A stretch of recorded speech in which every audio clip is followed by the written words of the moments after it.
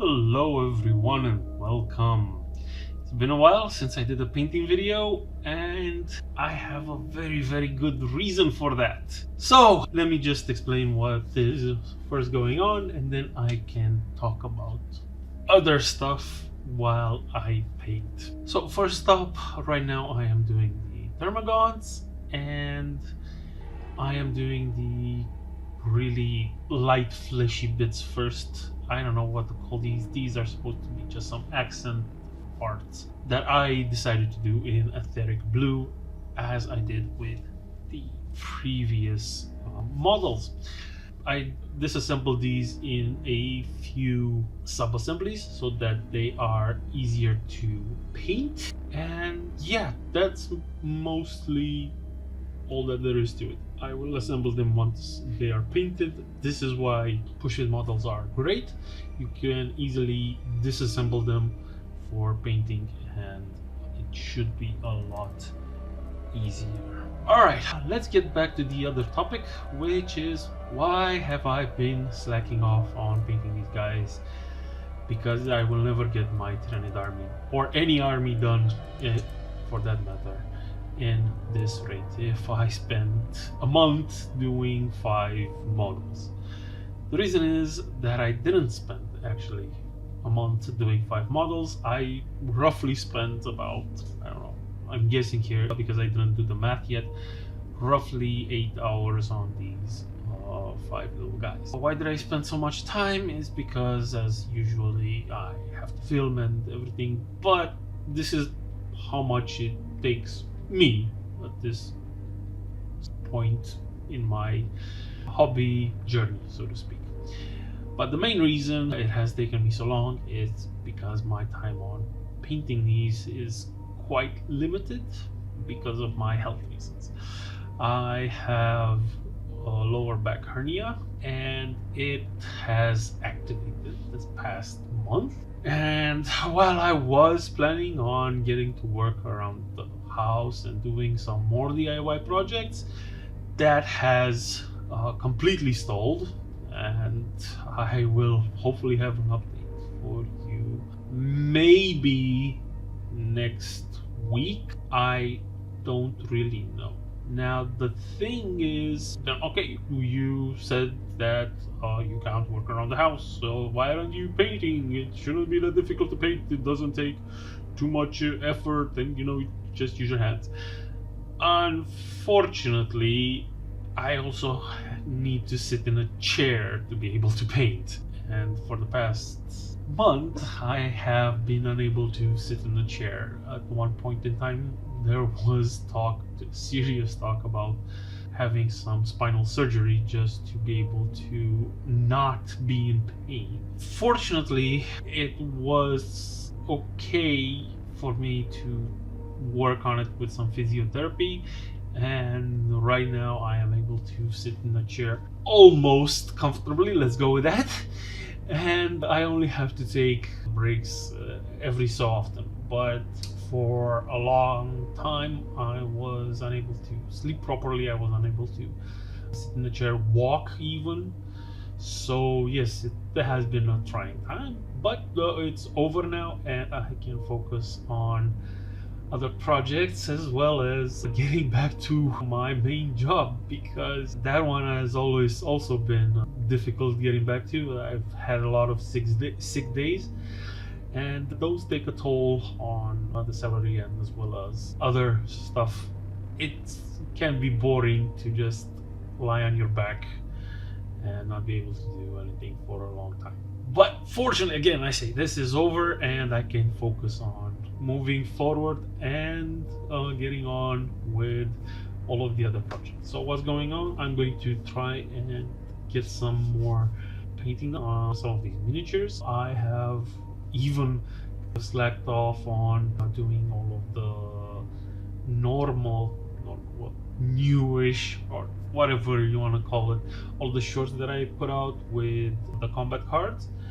I was able to make a review video of the new rank system, but that was because I got a few minutes in which I was able to sit and edit the video and do some voiceovers.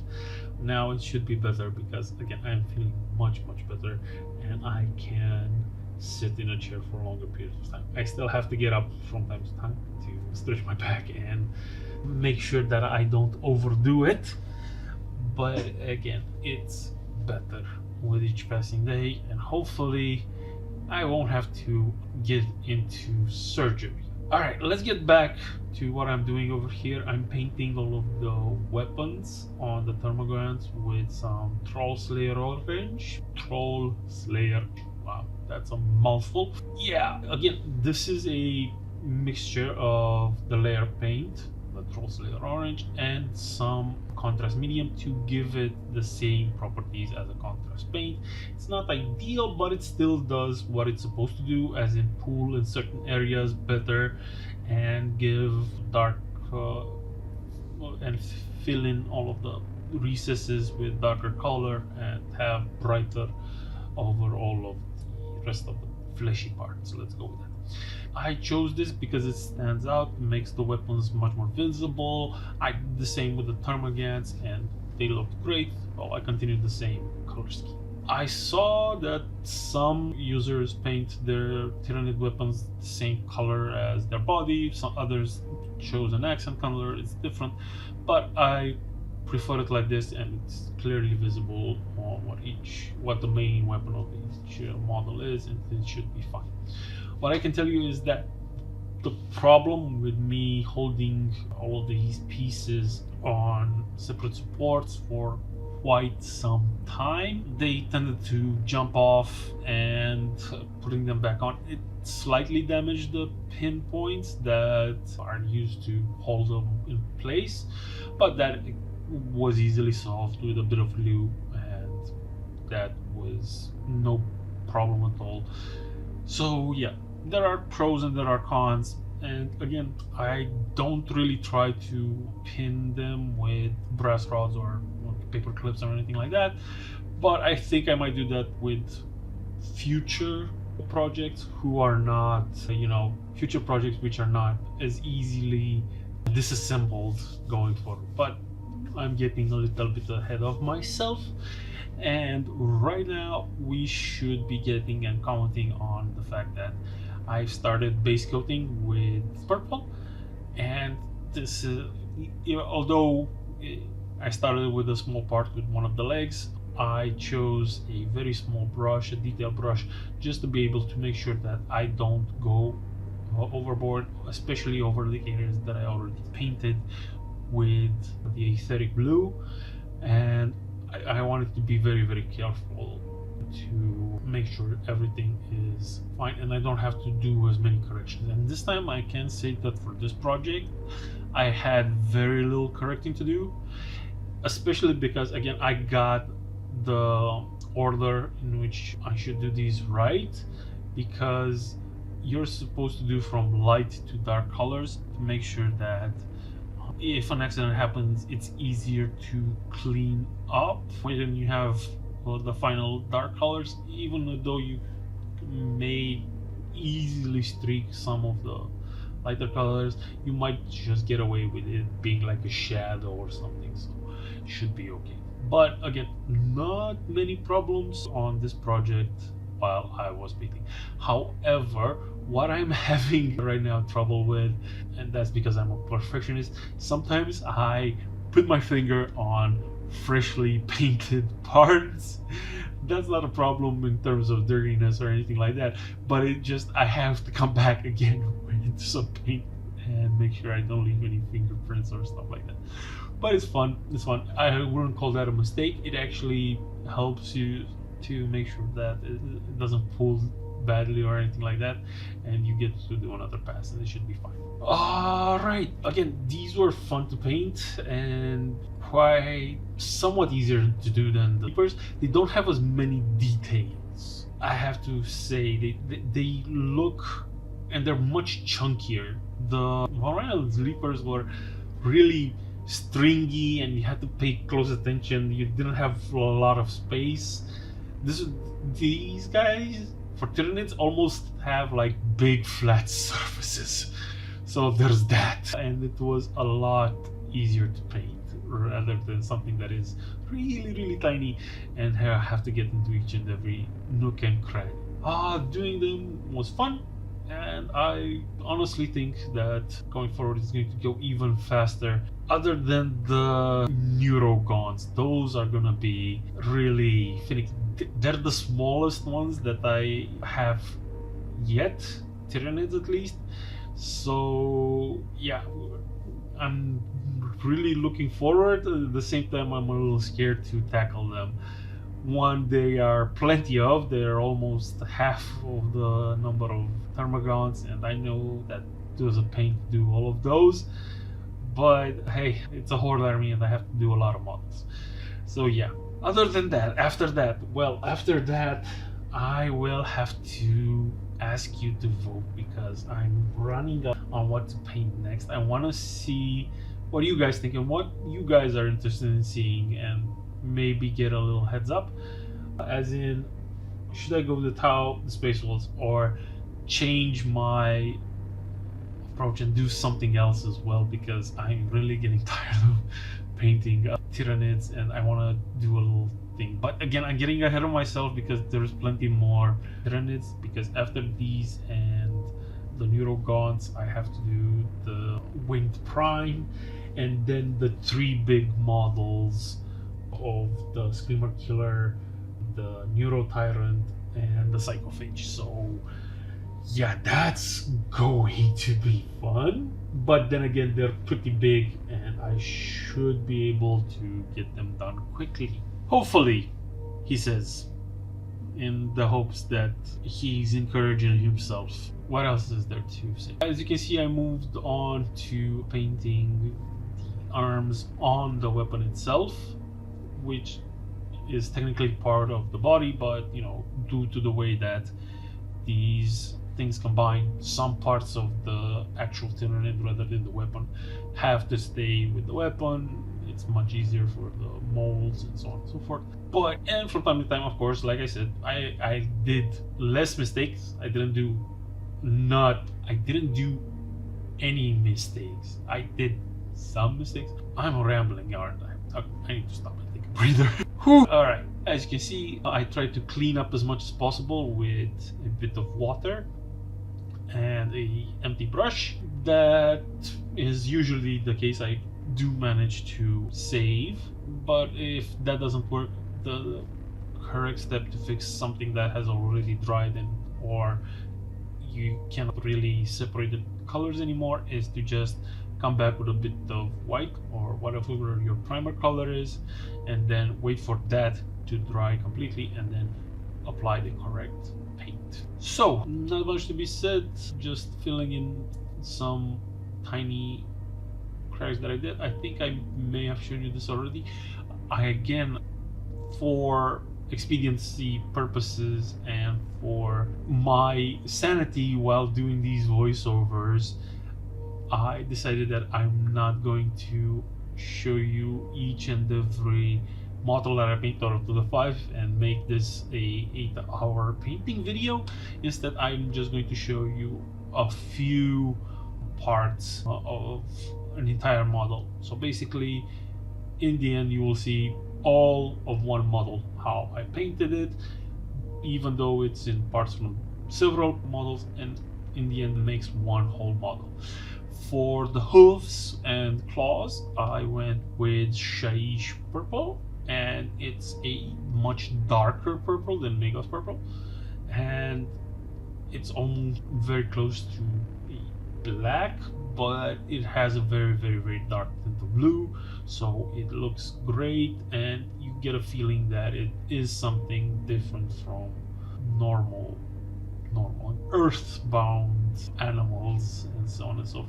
I was initially going to apply the same color scheme on the weapons and apply Shaiish purple on all of the armor panels, so to speak, on all of the chitin of the weapons, but I decided against that and just did like the bony parts, like the extended claw horn thingy and the spike that is actually shot from the gun weapon. I don't know what the name of the thingy is. I should look it up, but I'm too lazy, so sue me. And in the end, I went with Dark Angel's Green for the entire carapace of the body, as well as the weapon. All of the chitin plates and all of the armor thingamabobbies. I don't really know what to call them. Chitin plates, whatever you want to call them. Chitin growths. We'll talk a little bit more maybe when I get to it. But like I said, all of the claws and hooves get the same treatment with shade purple, and this looks good. You might notice at some point that I don't go what seems like all of it. That's because I left all of the little knobbly bits that fill in and stick the model to the bases. Those I left actually even unprimed and everything, because it's easier for them to fit, and I don't risk chipping the paint once it's done when I fix the model to the base. And again, I mentioned that all of the bases will be done for the entire army once all of it is painted. I have 3 Barbgaunts who are completely done with bases and paints and everything, but those were so I can figure out the scheme and the best way to paint this entire army, and I will use those as a model for the bases as well. I also need to gather some twigs, I believe, from like the ground outside, and see what I can find, because I find that the sterile mud, even with the scenics that I have from the painter box that I bought, still are a little light, so I would like to add some fallen logs, some piece of branches, so on and so forth, something that will make the bases a bit more lively and so on.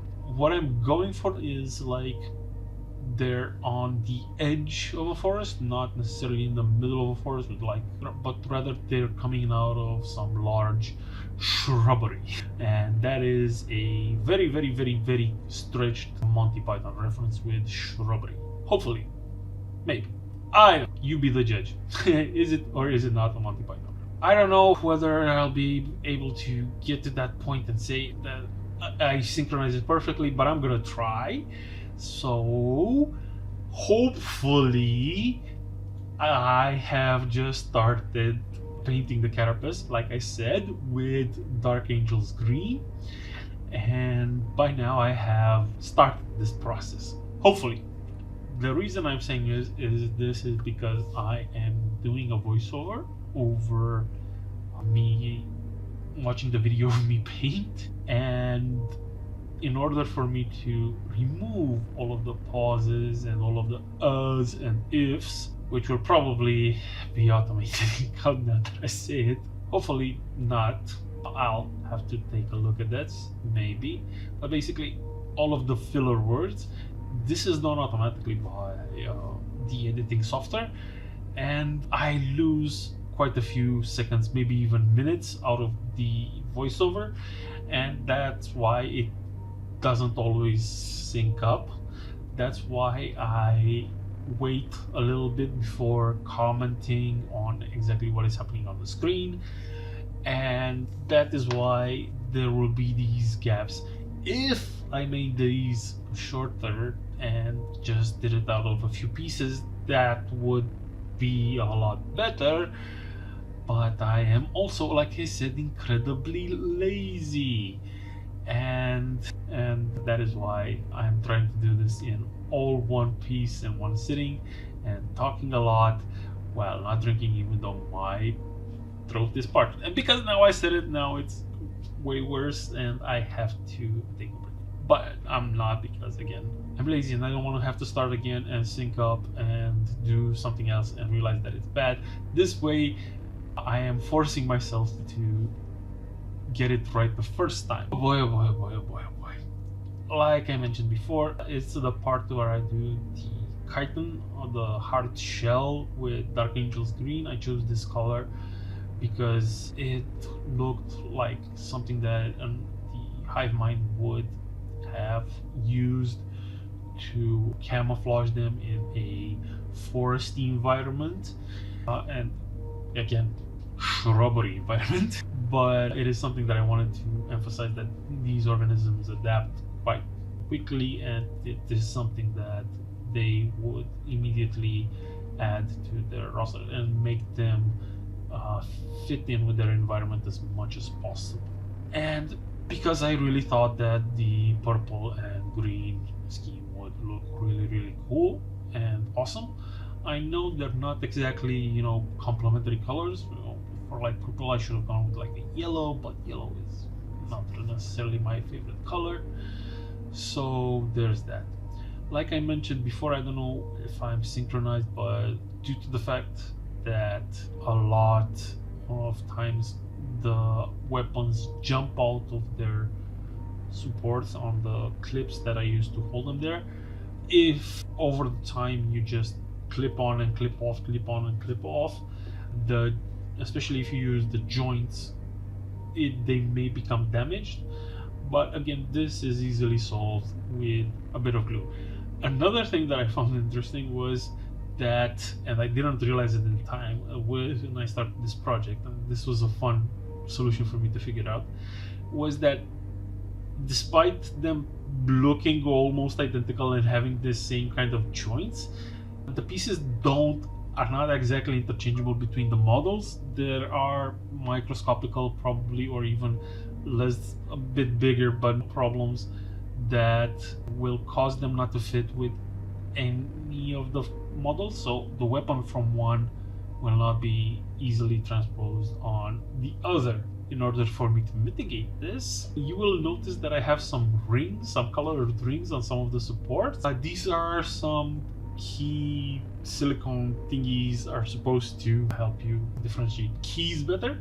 My wife ordered them from Temu and they came in a bag like hundreds, and I decided to use some of them which are the same color to differentiate over the same parts from the same model, and that made my life easier just to group them.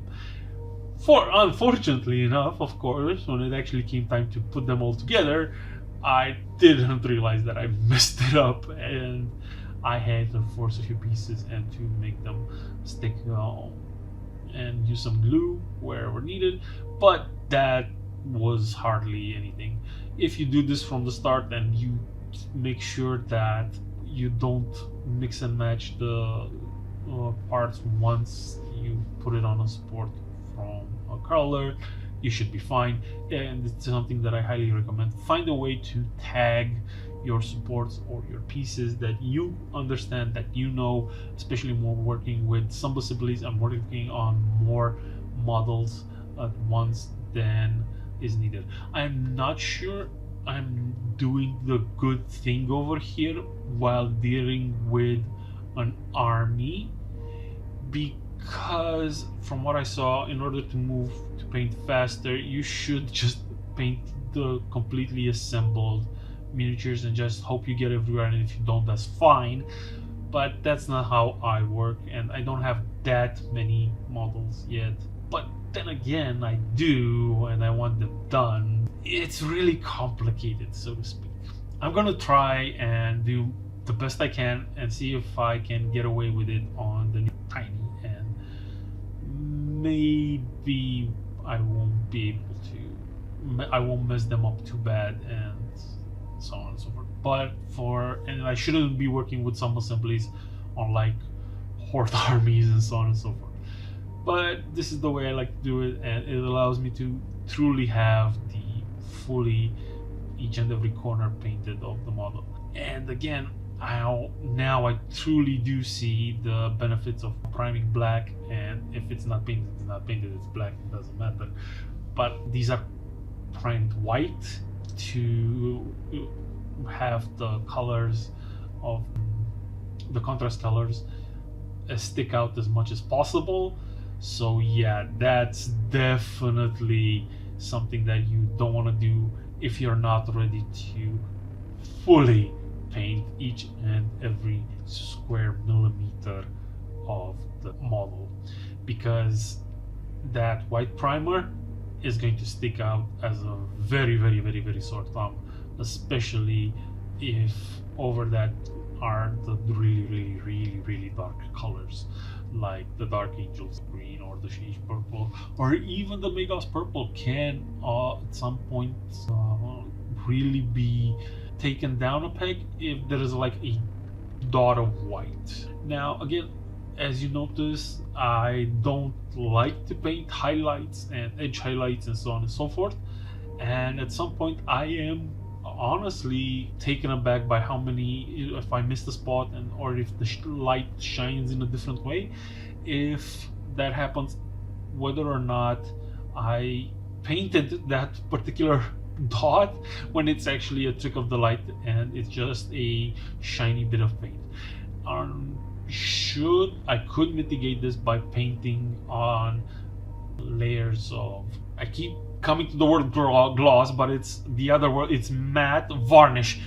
I was having trouble remembering the word varnish. So like I was saying, I could have added layer during the middle of varnish, of matte varnish, to see exactly where the paints are too shiny, and that would actually solve it, but I didn't, and now I have to live with it. The varnish did come at the end. For the showing brain matter thingies, I used Tesseract Glow, which is a great technical paint.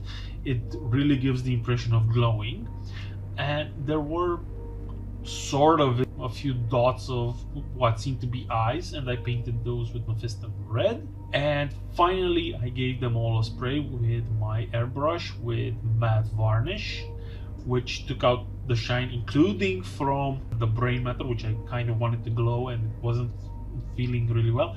So then I went with a tiny brush and I added the varnish, the gloss varnish, over only the brain parts, which I painted with Tesseract Glow. Now hopefully the video has stopped for some time for me, but hopefully, like I said, with all of the things, I am able to get and have a close enough reason that this comes towards the end. So I will let you enjoy the final shots, but not before I thank you for sticking around till the end of the video, and asking you that you subscribe to the channel if you have not done so yet. I am sorry for the delay, and I don't know when the next videos of me painting are going to come out.